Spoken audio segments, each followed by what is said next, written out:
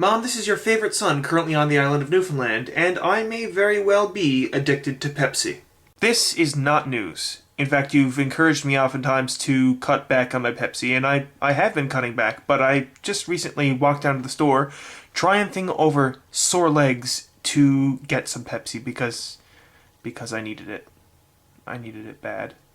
But we are about to miss the segue, so we are going to depart the topic of Pepsi, and we are going to jump onto the topic of my sore legs right now. Mom, I texted you on Tuesday to let you know that I was going windsurfing again. Now, I didn't get any footage of my attempt at windsurfing on Tuesday, but I did get footage of my windsurfing attempt 2 weekends ago when I went for the first time. Now, my battery was pretty low, so I only got about 10 seconds of each of us windsurfing, but Beth was kind enough to record me and my attempt, and this is what she got.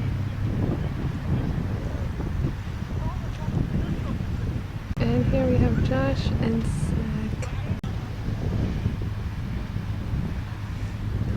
I think Zach is winning.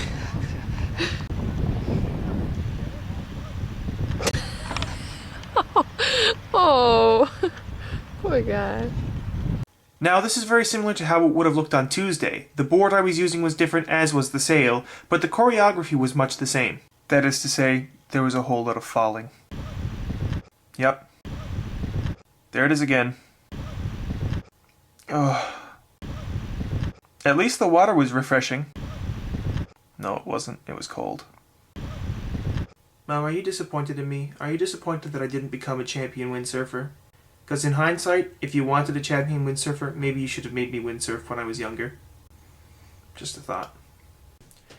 After our first weekend of windsurfing, I was sore for about 5 days. It's now 2 days after my second attempt, and most of my body has settled down. The one holdout are my legs. Maybe that means there are 2 holdouts. I'm not sure. In any case, my legs are negotiating a truce as we speak. I think it should be over by tomorrow. Mom, you know what a sore body means, don't you? It means a lot of reading. Mom, we both know that I don't do a whole lot of physical activity in my day-to-day life, but after that terrible non-segue at the beginning of this video, I am not going to let this one pass me by. Sony's anti-shake technology is really weird. And so, I will point you to this book right here. My face and this book don't fit in the frame very well. This book right here. So I was reading this book a little while ago. It's called The Great Game, The Struggle for Empire in Central Asia. The Great Game is really a chronicle of Great Britain's activity and also Russia's activity in Central Asia when it comes to colonialism and some of the clandestine sort of things and nation building that they did. And one of the major things that the book talks about are the Anglo-Afghan wars, the wars in Afghanistan. And it also makes reference to the Russo-Afghan War, but that happens outside the scope of the book. So I decided I didn't really know a whole lot about that. So I decided I was going to do a bit of independent reading online. So I read about Afghanistan during the Second World War and First World War, but the Second World War also.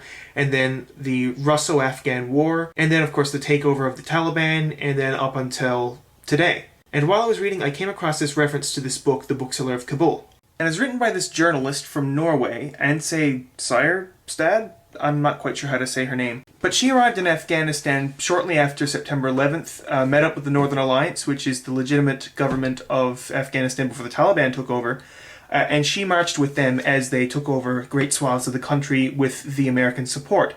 So she would have arrived in the capital of Kabul in, I guess, October or November of 2001, where she met this guy that she names in the book Sultan Khan. Sultan Khan owns a series of bookshops in Kabul and does a lot of printing of books and things like that. He is the bookseller of Kabul, as the title is. And so Anse Seierstad, am I saying that right? I don't know. You probably don't know Norwegian names any better than I do.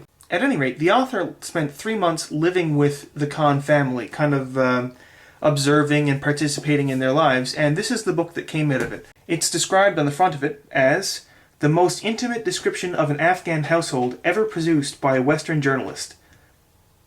That's from the New York Times book review.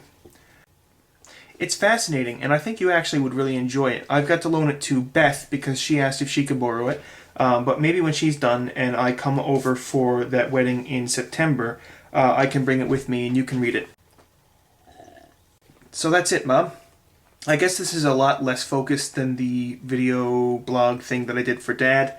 I'm covering my Pepsi edition, my failure at windsurfing, and now this book, The Bookseller of Kabul, but I thought they would all be in things that you were interested in. Alright, so I'll probably call you sometime the weekend, Mom. Talk to you then.